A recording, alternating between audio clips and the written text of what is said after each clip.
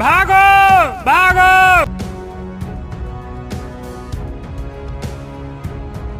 हाँ हाँ माँ, हम लोग इस डाकू से इतना डरते क्यों हैं? बेटा, ये मंगल डाकू है। ये डाकू गांव-गांव घूमकर हफ्ता वसूली करता है और जो लोग वसूली देने से इनकार करते हैं उसका सर धड़ से अलग कर देता है। तो हम लोग क्यों डरते हैं इस डाकू से? हमारे पास तो एक सच्चा, ईमानदार और बहादुर राजा है ना, राजा सूर्य प्रताप सिंह। हम लोग उनके पास क्यों नहीं जाते अपनी परेशानी लेकर? नहीं बेटा, अगर हम लोग राजा के पास जाएंगे तो हम लोगों की जान भी खतरे में पड़ जाएगी। लेकिन क्यों माँ? बेटा, एक समय की बात है जब तुम्हारा इस दुनिया में अभिनंदन भी नहीं हुआ था। उस समय की बात है। इसी तरह घोड़े पर सवार डाकू अपनी सेना को लेकर इस छोटे से सुंदर गांव में आए थे। उस समय सूर्य प्रताप के पिताजी भानु प्रताप सिंह का शासन चलता था। ओह, तो फिर क्या हुआ उसके बाद माँ? बेटा, तो तुम्हारे दादाजी भानु प्रताप के पास अपने गांव वालों की समस्या लेकर पहुंचे। कहिए सरपंच जी, यहाँ कैसे आना हुआ? क्या कोई परेशानी आन पड़ी है क्या? महाराज की जय हो, महाराज की जय हो। महाराज, बात ही कुछ ऐसी है। हमारे इस छोटे से सुंदर गांव को किसी की नजर लग गई है। क्या बात कर रहे हैं सरपंच जी? हमारे होते हुए ऐसा कैसे हो सकता है? ये दुस्साहस किसने किया? महाराज, हमारे गांव में मंगल नाम का एक डाकू आता है जो हम लोगों से कर वसूली करता है। और महाराज, अगर कोई वसूली देने से इनकार करता है तो उसका सर वो धड़ से अलग कर देता है। और तो और, जिसके पास अनाज नहीं रहता वो उसकी जमीन ही हड़प लेता है महाराज। क्या? हमारे गांव में ये सब कुछ हो रहा है और हमें कानो कान खबर तक नहीं है? आपने हमें पहले क्यों नहीं बताया? अब महाराज, मंगल डाकू गांव वालों को ये धमकी देकर जाता है कि अगर कोई भी लोग उसकी खबर महाराज तक पहुंचाएंगे तो वो उसका भी सर धड़ से अलग कर देगा। क्या मंत्री जी, आप लोगों के होते हुए हमारे पीठ पीछे ऐसा कैसे हो रहा है? महाराज, आप चिंता न करें, कल उस डाकू का आखिरी दिन होगा। नहीं मंत्री जी, कल हम उस डाकू से खुद युद्ध करेंगे। लेकिन महाराज, आपकी जान को खतरा भी हो सकता है। तुम कहना क्या चाहते हो मंत्री जी, कि हम बहादुर नहीं हैं क्या? अरे हम उस डाकू को पीठ दिखाकर महारानी के पल्लू में छुपकर बैठ जाए? शायद तुमको हमारे बारे में कुछ पता नहीं है। हम वही ठाकुर भानु प्रताप सिंह हैं, जिसका सामना एक खूंखार शेर से हुआ था। और ये तो फिर भी एक डाकू है। क्षमा करें, मेरा कहने का मतलब वो नहीं था महाराज, और हमने आपके चर्चे भी बहुत सुने हैं। लेकिन महाराज, लेकिन वेकिन कुछ नहीं मंत्री जी, और आप चिंता ना करें। सरपंच जी, कल उस मंगल डाकू के जीवन में शनि का आगमन होने वाला है।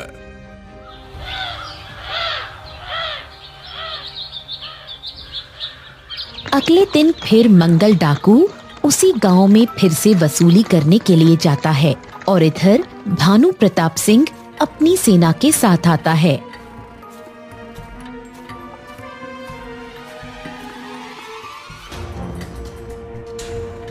ओ, तो तुम हो मंगल डाकू, जो इस पूरे गांव को अंदर से खोखला कर रहे हो, वो भी हमारे होते हुए।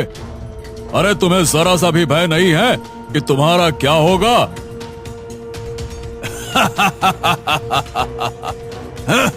करता आ रहा है और आप कहते हैं कि हम डर जाएं।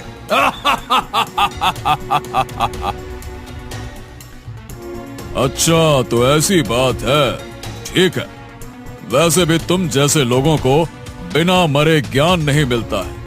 अगर तुमको बचपन में किसी शिक्षक ने कान के नीचे 2 हाथ लगाए होते ना, तो आज तुम यहाँ हमारे सामने नहीं होते। महाराज, लगता है आपके कान के नीचे 2 नहीं 10 पड़े हैं, तभी आप यहाँ ऐसी बातें कर रहे हैं। शायद आपको नहीं पता, जो इंसान डर गया समझो मर गया।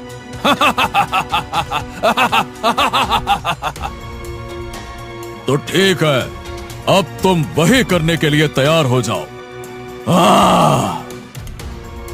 दोनों में भीषण युद्ध होता है। महाराज का पल्ला मंगल डाकू पर भारी पड़ रहा था। तभी मंगल डाकू के सेनापति ने महाराज की पीठ पर वार किया और वो वहीं ढेर हो गए। मंगल, तुम्हारी सेना से ये उम्मीद नहीं थी। अगर दम होता तो सामने से वार करते, पीठ पीछे तो कायर लोग वार करते हैं मंगल, शेर नहीं। महाराज, हम डाकुओं का यही अंतिम रास्ता रहता है। अब क्या करें महाराज, इसमें हमारा क्या दोष है? युद्ध करते समय अब आप चौकन्ना नहीं थे तो आपकी गलती, और आपका प्रहार हम पर भारी पड़ रहा था, इसके कारण हमारी सेना को पीछे से वार करना पड़ा। और फिर महाराज भानु प्रताप इस दुनिया को छोड़कर चले गए और मंगल डाकू ने सरपंच का भी सर धड़ से अलग कर दिया। ध्यान से सुनो गांव वालों, अब अगर कोई गांव वाला वसूली देने से इनकार करेगा तो उसका यही हाल होगा, समझ गए? चलो।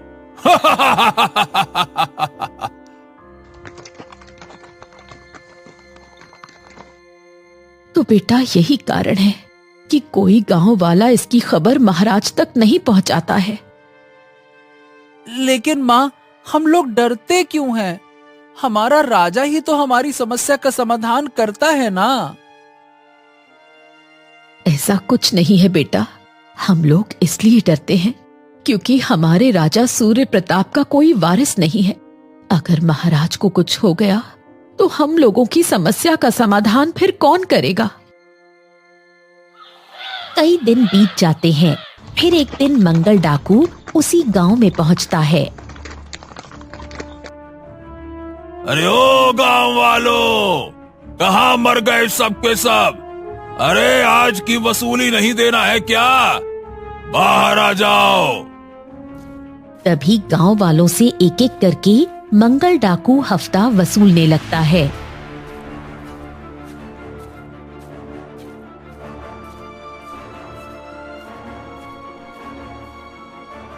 अरे ओ गांव वालों, आज बहुत कम वसूली आई है। मालिक, इस बार वर्षा कम होने के कारण खेती थोड़ा कम हुई है, जिसके कारण पूरी फसल नहीं हो पाई है। ओहो, उसका ठेका हमने नहीं लिया हुआ है। तुम्हारी फसल कैसी है कैसी नहीं है ये तुम जानो। शायद तुम लोग भूल गए हो कि तुम्हारे महाराज और तुम्हारे सरपंच को हमने ही मौत के घाट उतारा था। लगता है कि वही दुर्घटना वापस घटित होने वाली है।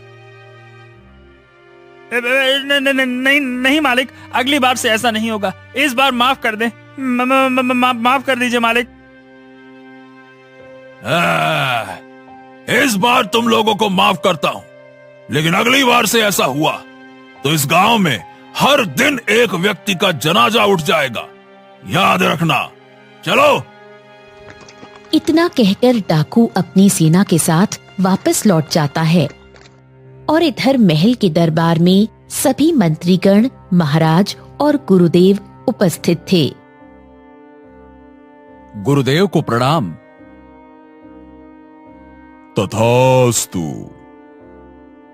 गुरुदेव, जैसा कि आपको पता है कि हमारी कोई संतान नहीं है, उसी के बारे में आपके सामने यहाँ उपस्थित हुआ हूँ बातचीत करने के लिए। महाराज, अगर आपको संतान की प्राप्ति चाहिए तो एक यज्ञ करना होगा। ठीक है, जैसा आप कहें गुरुदेव। तो ठीक है महाराज, अगले महीने की 7 तारीख को अच्छा मुहूर्त बन रहा है यज्ञ करने का। तो ठीक है गुरुदेव, हम यज्ञ की व्यवस्था करते हैं। गुरुदेव यज्ञ की व्यवस्था करते हैं और अपने साथ एक बाबा को लाते हैं और पूरी आस्था के साथ पूजा संपन्न होती है। लीजिए महाराज, आपका यज्ञ संपन्न हुआ। गुरुदेव, आपका यहाँ आना और पूजा को संपन्न करना, इसके लिए आपका बहुत बहुत धन्यवाद गुरुदेव। कई महीने भी बीत जाते हैं। फिर एक दिन ऐसा आता है जब राजकुमार का जन्म होता है। ये खबर राज्य में आग की तरह फैल जाती है।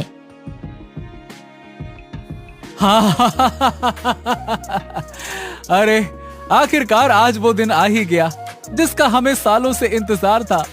अरे पूरे राज्य में ये खबर पहुंचा दो कि राज्य में राजकुमार के आगमन की खुशी में भंडारा किया जाएगा। और हाँ मंत्री जी, आप इसी वक्त गुरुदेव को ये खबर पहुंचा दीजिए कि यज्ञ सफल हुआ।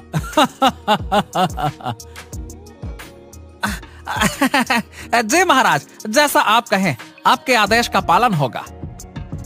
मंत्री तुरंत घोड़े पर सवार होकर निकल पड़ते हैं। मंत्री जंगल के रास्ते जाने लगते हैं और जाते जाते सुबह से दोपहर हो जाती है, तब जाकर पहुंचते हैं।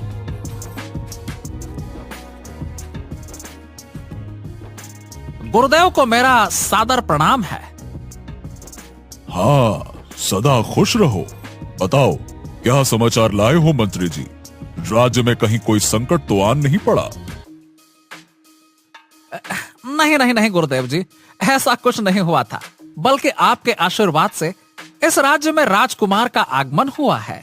इसी की खुशखबरी सुनाने आया हूँ आपको, और आपके चरण महल में पड़े इसके लिए आमंत्रण भी लेकर आया हूँ।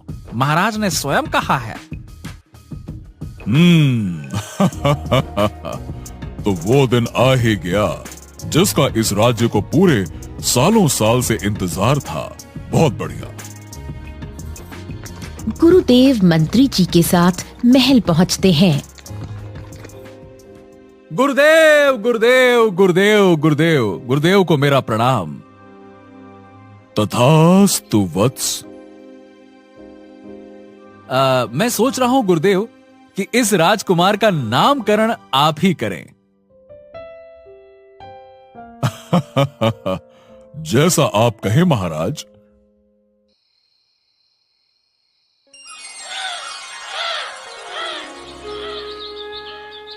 अगले दिन महल में पूरे राज्य के लोग उपस्थित होते हैं। इसी बीच गुरुदेव राजकुमार का नामकरण करते हैं। आज से तुम्हारा नाम राजकुमार होगा देव प्रताप सिंह। राजकुमार देव प्रताप सिंह, जो इस राज्य का नाम रोशन करेगा। इसके बाद गांव वालों को भोजन परोसा जाता है। भोजन ग्रहण करने के बाद सभी लोग अपने अपने घर चले जाते हैं।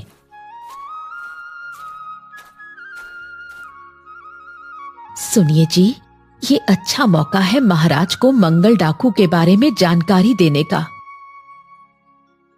अरे ये तुम क्या कह रही हो रोहन की माँ? इतने सालों के बाद इस राज्य में खुशी का मौका आया है और तुम सोचती हो कि इस रंगारंग कार्यक्रम को भंग कर दें? नहीं नहीं जी, कितने सालों के बाद महाराज के चेहरे पर मुस्कान आई है, लेकिन हमारे गांव में खुशियां कब आएंगी? अरे तुम चिंता मत करो रोहन की माँ, सबका दिन आता है और हम लोगों का भी आएगा, है ना? चिंता मत करो। उस मंगल डाकू का तो मरना निश्चित है। कई वर्ष बीत जाते हैं। देव प्रताप जवान हो जाता है और इधर रोहन भी जवान हो जाता है। देव प्रताप अपने पिताजी का कोई कहना नहीं मानता। एक दिन राजकुमार देव प्रताप अपने सैनिकों के साथ तालाब में स्नान करने जाते हैं। स्नान करने के बाद वापस लौटते समय देव प्रताप को ठंड लगने लगती है, तो रास्ते में उसे एक कुटिया दिखाई पड़ती है। सेनापति, अभी तुरंत इस कुटिया में आग लगा दी जाए, जिससे हमें ठंड कम लगे। जल्दी करो।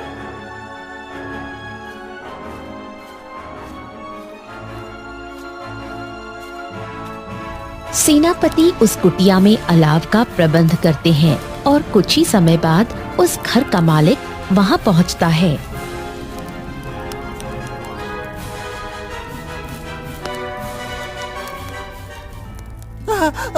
अरे अरे, आपने ये क्या कर दिया मालिक? अरे इस गरीब की एक ही कुटिया थी, बस यही तो था जहां हम सर छुपा सकते थे। आपने उसे भी नष्ट करवा दिया। हम अपना जीवन कहाँ व्यतीत करेंगे? देव प्रताप बिना कुछ जवाब दिए वहां से महल की ओर निकल पड़ता है। उसके पीछे पीछे गरीब व्यक्ति भी चल देता है। दोनों राज दरबार पहुंच जाते हैं। महाराज की जय हो, महाराज की जय हो। अरे कहो, क्या हो गया? महाराज, छोटे महाराज ने इस गरीब की कुटिया को जलवा दिया, जिसमें मेरा कोई कसूर नहीं था। सिर्फ अपने फायदे के लिए जलवा दिया। क्या देव प्रताप, ये व्यक्ति सही कह रहा है? हाँ पिताजी, ये व्यक्ति बिल्कुल सही कह रहा है। दरअसल बात ये है कि जब हम स्नान करके लौट रहे थे, तब हमें ठंड लगने लगी। उसके पश्चात हमें ये कुटिया दिखी, तो हमने कहा कि चलो इसको जलवा देते हैं, तो हमें ठंड कम लगेगी, इसलिए हमने जलवा दिया। ये कहाँ का न्याय है महाराज कि अपने फायदे के लिए दूसरों का नुकसान करे? मैं आपकी बात समझ रहा हूँ। आप चिंता ना करें, आपकी कुटिया आज शाम को तैयार हो जाएगी। ठीक है मंत्री जी, इस व्यक्ति का घर आज शाम तक तैयार हो जाना चाहिए। ठीक है? मंत्री जी उस व्यक्ति का घर शाम होने से पहले ही तैयार कर देते हैं। हाँ गुरुदेव, मैं परेशान हो गया हूं देव प्रताप से। राजन, अब चिंता ना करें आप। अब समय आ गया है कि देव प्रताप को हमारे साथ चलना होगा। कल वो हमारे साथ चलेंगे। अगले दिन गुरुदेव के साथ देव प्रताप जाने लगते हैं और उनके पीछे पीछे रोहन भी चल देता है।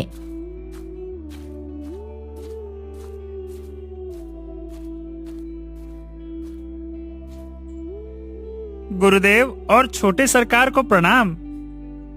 तथास्तु। तुम कौन हो पुत्र? गुरुदेव, मैं छोटे सरकार के राज्य का रहने वाला हूँ और मैं आपके पास शस्त्र और शास्त्र का ज्ञान लेने आया हूँ। ठीक है, लेकिन तुम्हें शास्त्र का ज्ञान क्यों चाहिए? क्योंकि गुरुदेव, हमारे गांव में मंगल नाम का एक डाकू महीने में एक बार आता है वसूली करने के लिए, और मेरी माँ कहती है कि हमारे महाराज के पिताजी और हमारे दादाजी की हत्या भी उसी ने की थी। अच्छा, तो तुम सरपंच के पोते हो। गुरुदेव राजकुमार देव प्रताप और रोहन को शस्त्र और शास्त्र की शिक्षा देते हैं। 1 वर्ष बाद। हाँ, तो आज तुम दोनों का ज्ञान पूरा होता है, और हाँ, तुम दोनों मिलकर उस मंगल डाकू को मारोगे। अब आप चिंता ना करें गुरुदेव, उसने मेरे दादाजी को मारा था ना, अब उसकी मौत मेरे हाथों से ही होगी। इतना कहकर वो दोनों वहां से अपने अपने घर चल देते हैं। प्रणाम पिताजी, प्रणाम। चिरंजीवी हो राजकुमार, चिरंजीवी हो। आपका इस राज्य में स्वागत है। आइए आइए आइए आइए। प्रणाम महा, प्रणाम। सदा खुश रहो पुत्र। पिताजी कहाँ है माँ?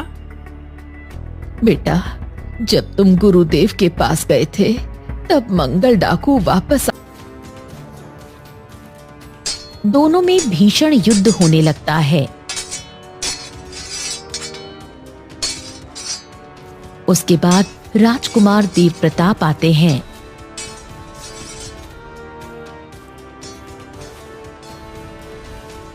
हाँ, आज तुम मेरे हाथों से नहीं बच पाओगे। अगर भगवान भी तुम्हें बचाना चाहे तो नहीं बचा पाएंगे मंगल। हाँ तो ठीक है, आ जाओ, तुम भी दो हाथ कर ही लो, आज आ जाओ।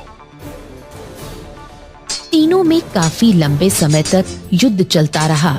उसके बाद देव प्रताप मंगल डाकू के सीने में तलवार आर पार कर देते हैं। हाँ, देखा, मैंने तुम्हें क्या कहा था। आज तुम नहीं बच पाओगे। हाँ, हाँ, हाँ। चारों तरफ देव प्रताप की जय जयकार होने लगती है। महाराज देव प्रताप की जय हो। आज के बाद से तुम लोगों से कोई वसूली नहीं करेगा। अब से तुम लोग आजाद हो। और रोहन, हमारे राजा बनने के बाद तुम हमारे मंत्रीगण में सबसे खास रहोगे। महाराज महाराज महाराज, मैं आपका सदैव आभारी रहूंगा। महाराज देव प्रताप महल की ओर प्रस्थान करते हैं।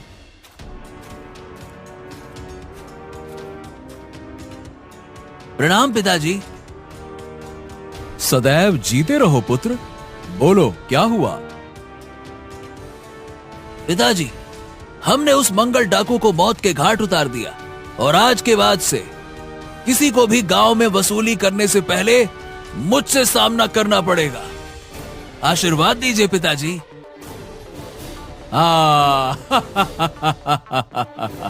बहुत अच्छे, मुझे तुमसे यही उम्मीद थी पुत्र। तुम इसी तरह से इस राज्य का नाम रोशन करते रहो। और हाँ, कल तुम्हारा पूरे धूमधाम से राज्याभिषेक होगा।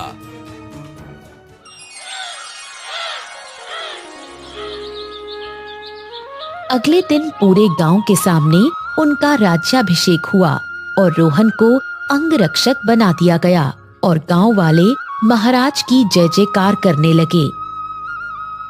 महाराज देव प्रताप की जय हो।